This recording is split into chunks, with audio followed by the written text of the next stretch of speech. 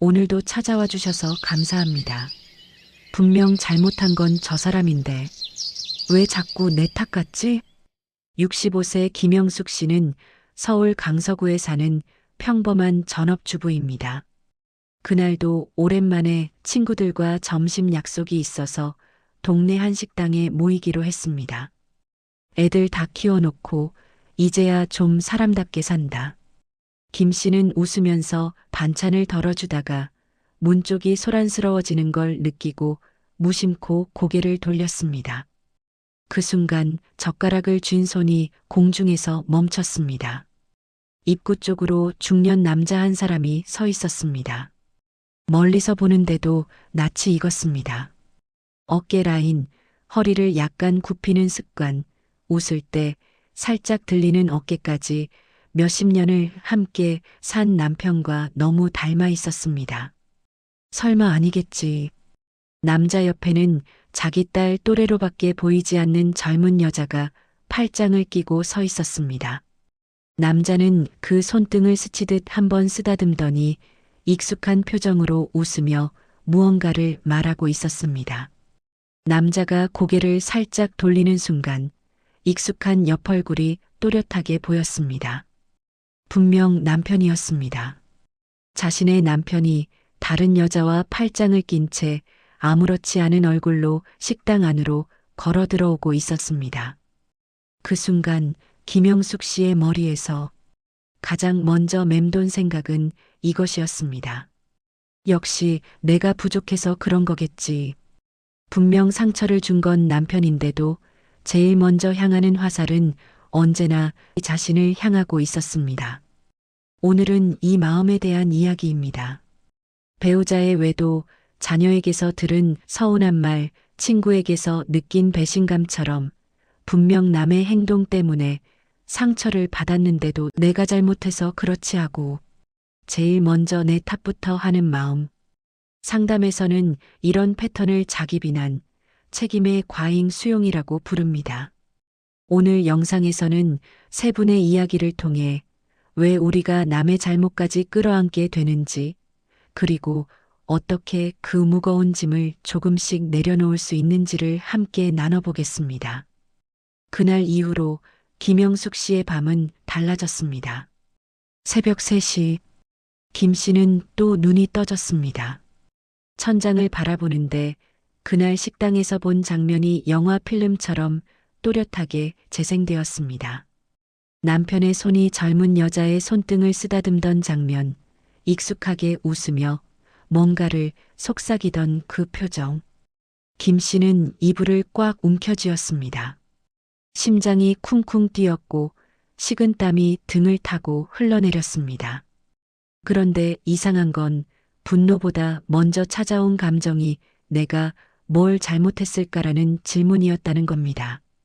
내가 좀 더 예쁘게 꾸미고 다녔으면, 내가 좀 더 살갑게 대했으면, 내가 좀 더 대화를 많이 했으면, 머릿속에서 끝없이 내가로 시작하는 문장들이 꼬리에 꼬리를 물었습니다.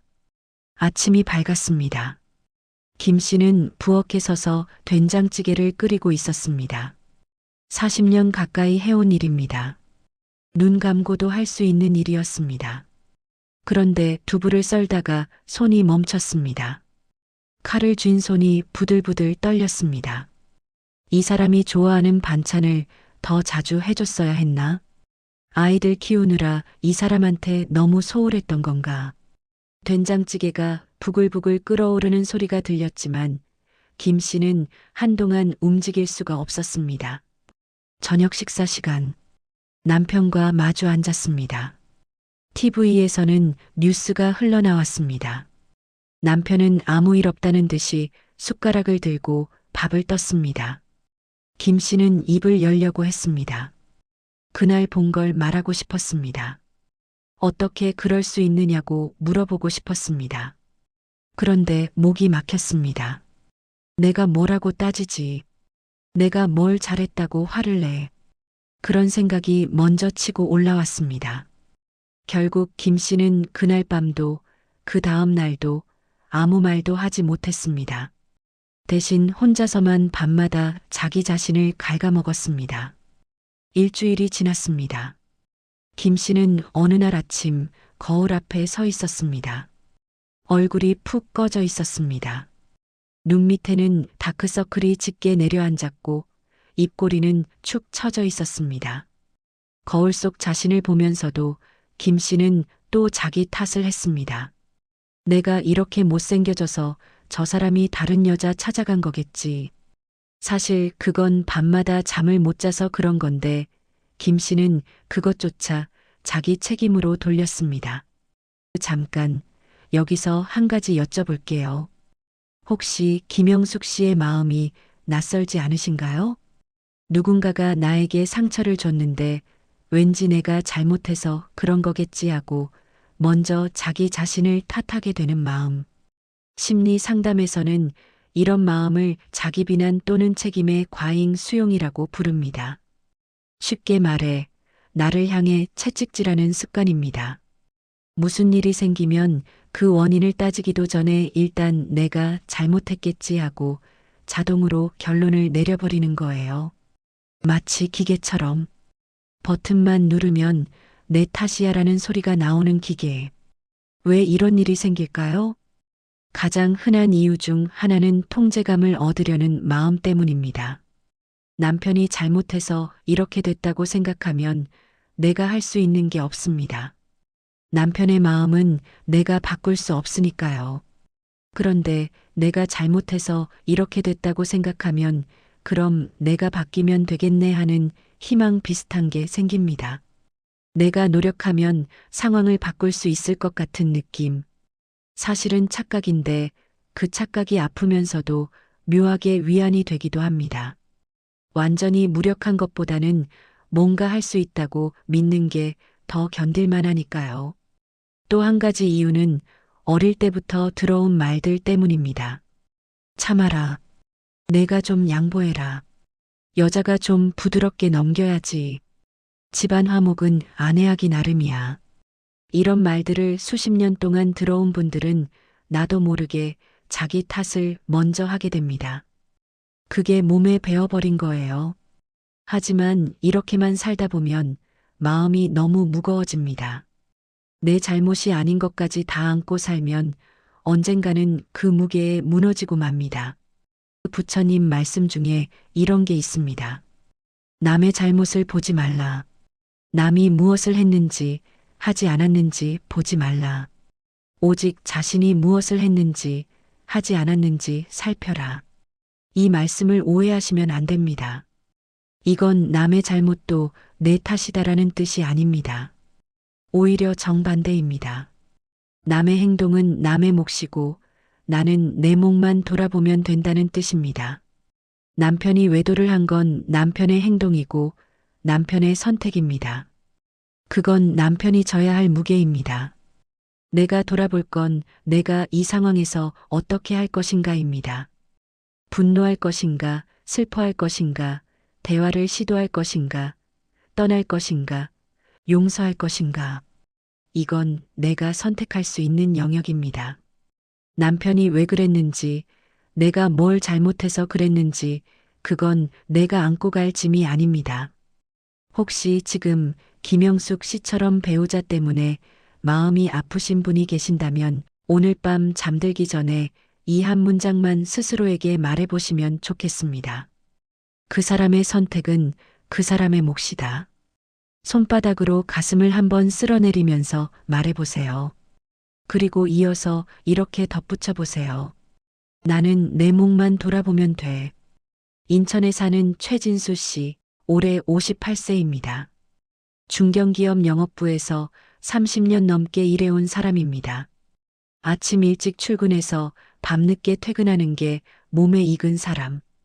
가장이라는 단어가 어깨에 찍힌 것처럼 평생을 무거운 마음으로 살아온 사람입니다. 최 씨에게는 대학생 아들이 하나 있습니다. 어릴 때는 퇴근하고 들어가면 현관문까지 뛰어나와서 아빠 하고 안기던 아이였습니다. 주말이면 어깨 위에 태워달라고 졸랐고 잠들기 전에는 아빠 이야기해줘 하고 조르던 아이.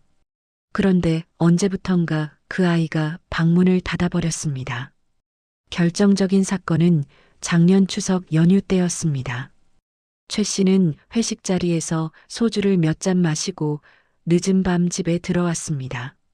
명절이라 손님 접대가 많았습니다. 현관문을 열고 들어서니 거실에 아들이 앉아 있었습니다. 노트북을 펴놓고 게임을 하고 있었습니다. 시간은 밤 11시가 넘어 있었습니다. 최 씨 눈에는 그 모습이 밉게 보였습니다. 나는 이 집안 먹여 살리려고 잘 먹지도 않는 술까지 마셔가면서 거래처 사람들 비위 맞추는데 저 녀석은 명절에도 저러고 앉아 있구나. 순간 입에서 말이 튀어나왔습니다. 넌 뭐가 되려고 그러냐? 아들이 고개를 들었습니다. 최 씨는 거기서 멈췄어야 했습니다. 그런데 술기운의 말이 계속 나왔습니다. 내가 얼마나 고생해서 너 대학 보냈는데 넌 하루 종일 저런 거나 하고 앉아있냐? 그게 사람 노릇이냐? 아들의 얼굴이 굳었습니다. 잠깐의 침묵이 흐르고 아들이 노트북을 탁 닫았습니다. 아빠가 뭘 알아?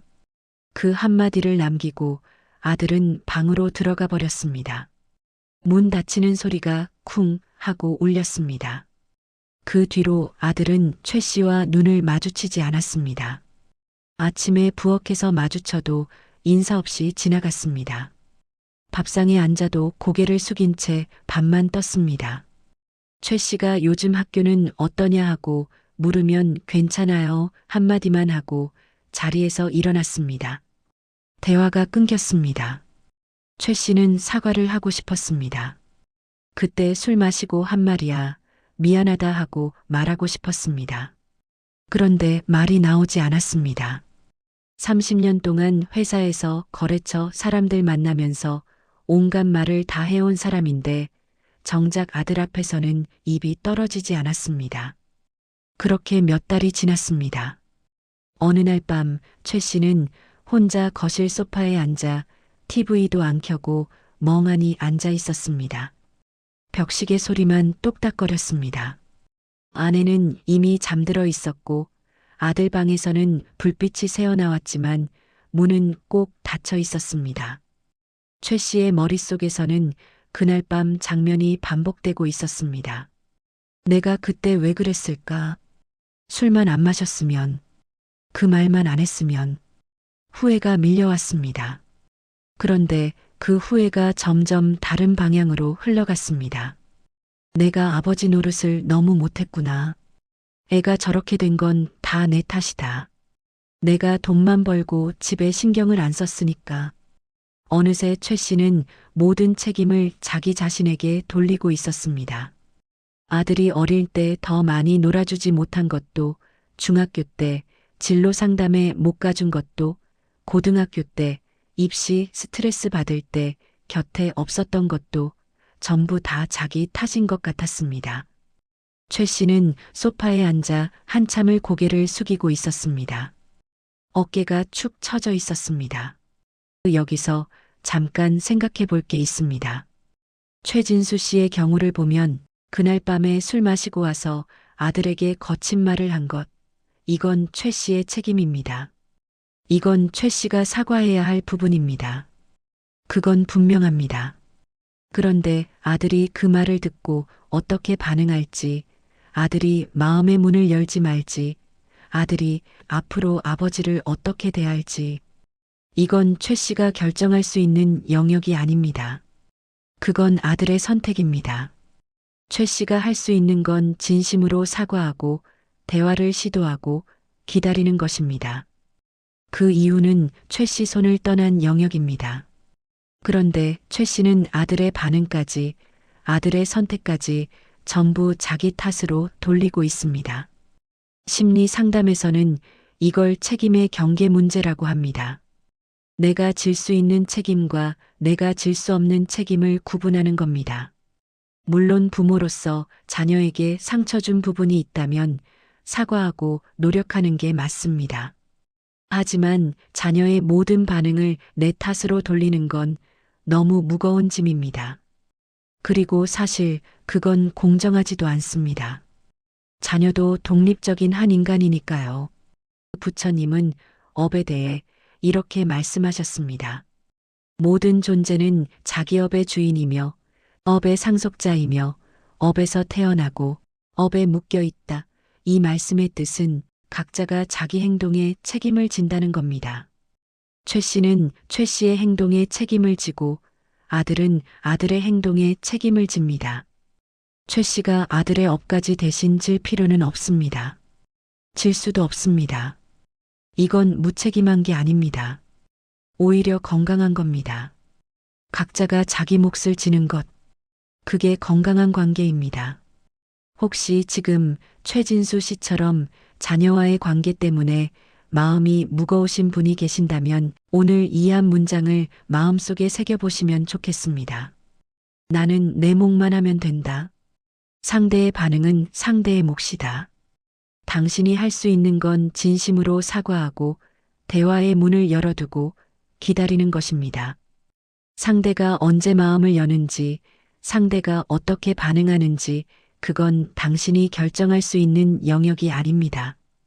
그러니 상대의 반응까지 자기 탓으로 돌리지 않으셔도 됩니다. 대구에 사는 박미정 씨, 올해 63세입니다. 박 씨에게는 40년 지기 친구가 있었습니다. 이름은 정순자 씨. 학교 다닐 때 같은 반이었고 시집도 같은 동네로 갔고 아이들도 비슷한 또래로 낳았습니다. 남편들이 퇴근하면 서로 집에 놀러 가서 커피 마시고 김장철이면 같이 배추 절이고 그렇게 40년을 지내온 사이였습니다. 박 씨는 순자 씨를 진짜 평생 친구라고 생각했습니다. 이 사람만큼은 나를 알아준다. 이 사람 앞에서는 있는 그대로 있어도 된다. 그렇게 믿었습니다. 그런데 작년 겨울 일이 생겼습니다. 박 씨의 아들이 결혼을 했습니다. 며느리와 박 씨의 사이가 쉽지 않았습니다. 아들 내외는 따로 살고 있었지만 가끔 집에 오면 며느리가 박 씨한테 쌀쌀맞게 굴었습니다. 인사도 형식적으로 하고 눈도 잘 안 마주치고 밥 먹을 때도 말이 없었습니다. 박 씨는 마음이 많이 상했습니다. 내가 뭘 잘못했나 그런 생각에 잠도 잘 못 잤습니다. 어느 날 박 씨는 순자 씨를 만나 이 이야기를 털어놓았습니다. 동네 카페에서 커피를 앞에 놓고 한참을 이야기했습니다. 순자야, 나 요즘 너무 힘들어. 며느리가 나한테 왜 그러는지 모르겠어. 내가 뭘 잘못한 것 같기도 하고. 순자 씨는 박 씨 이야기를 끝까지 들었습니다. 그리고 이렇게 말했습니다. 미정아, 그건 넌 원래 좀 그런 면이 있잖아. 박 씨의 손이 멈췄습니다. 그런 면이라니? 순자 씨가 말을 이었습니다. 넌 원래 좀 예민하고 남 눈치도 많이 보고 그러잖아. 그래서 사람들이 좀 불편해하는 것도 있어. 며느리도 그런 거 느꼈을 수 있지. 박 씨는 순간 말문이 막혔습니다. 40년을 친구라고 믿었던 사람, 내 편이라고 믿었던 사람, 그 사람 입에서 나온 말이 넌 원래 그런 면이 있잖아였습니다. 박 씨는 힘들어서 위로받으러 온 건데 돌아온 건 위로가 아니라 자기 성격에 대한 지적이었습니다. 그날 이후로 박 씨는 순자 씨 연락을 피했습니다. 전화가 와도 안 받았고 카톡이 와도 답장을 안 했습니다. 처음에 순자 씨가 미정아, 왜 연락이 없어? 내가 무슨 말 잘못했어?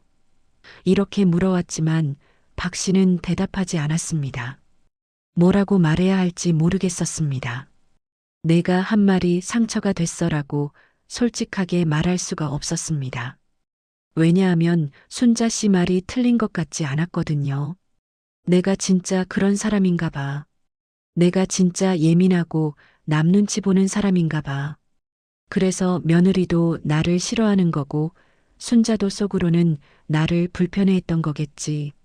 박 씨는 친구의 말 한마디를 자기 존재 전체를 판단하는 기준으로 받아들여 버렸습니다. 그 뒤로 박 씨는 사람들을 피하게 되었습니다. 동네 모임에도 안 나갔고 친척 모임에도 핑계를 대고 빠졌습니다. 내가 가면 사람들이 불편해할 거야. 나 같은 사람은 가만히 있는 게 낫지. 집에 혼자 있는 시간이 늘었습니다. TV를 틀어놓고 멍하니 앉아 있는 시간이 많아졌습니다. 여기서 한 가지 짚고 넘어갈 게 있습니다. 순자 씨가 한 말은 정말 진실일까요? 순자 씨도 자기 관점에서 본 거예요. 순자 씨 눈에 박 씨가 예민하고 눈치 보는 사람으로 보였던 건 순자 씨의 해석입니다. 다른 사람 눈에는 박 씨가 섬세하고 배려 깊은 사람으로 보일 수도 있습니다. 같은 특성을 어떤 사람은 예민하다고 하고 어떤 사람은 섬세하다고 합니다. 그건 보는 사람에 따라 다른 거예요. 그러니까 순자 씨의 말은 팩트가 아니라 의견입니다. 한 사람의 의견일 뿐이에요. 그 의견에 박 씨의 존재 전체를 맡겨버릴 필요는 없습니다. 물론 친구의 말이니까 상처가 되는 거예요. 모르는 사람이 그런 말을 했으면 뭘 알아 하고 넘겼을 텐데 40년 친구가 했으니까 마음이 아픈 거잖아요. 그 마음은 당연합니다. 상처받은 감정은 인정해야 합니다. 하지만 상처받은 것과 그 말을 진실로 받아들이는 것은 다른 문제입니다. 이 말이 상처가 됐다와 이 말이 사실이다는 다른 겁니다. 상처는 받되 그 말이 나를 규정하게 두지는 않는 것. 그게 건강한 마음의 경계입니다. 부처님 말씀 중에 이런 비유가 있습니다. 남의 말은 바람과 같고 내 마음은 등불과 같다. 바람이 세게 불면 등불이 흔들릴 수 있습니다. 하지만 등불이 꺼지는 건 바람 때문만은 아닙니다. 등불을 어떻게 지키느냐, 심지를 어떻게 다듬느냐에 따라 같은 바람에도 꺼지지 않을 수 있습니다. 남의 말이 아무리 거세도 내 마음의 중심을 잘 지키면 그 말에 휩쓸려 가지 않을 수 있습니다. 또한 부처님은 칼라마 경에서 이렇게 말씀하셨습니다. 남이 그렇게 말했다 해서 그대로 믿지 말라. 스스로 살펴서 옳은지 그른지를 판단하라. 친구가 넌 이런 사람이야 라고 했다 해서 그 말을 그대로 받아들일 필요는 없습니다. 스스로 살펴보는 겁니다. 정말 그런가? 전부 그런가? 다른 면은 없나? 그리고 무엇보다 부처님은 모든 존재에게 불성이 있다고 말씀하셨습니다. 넌 원래 그런 사람이야 라는 말은 그 가능성을 부정하는 말입니다.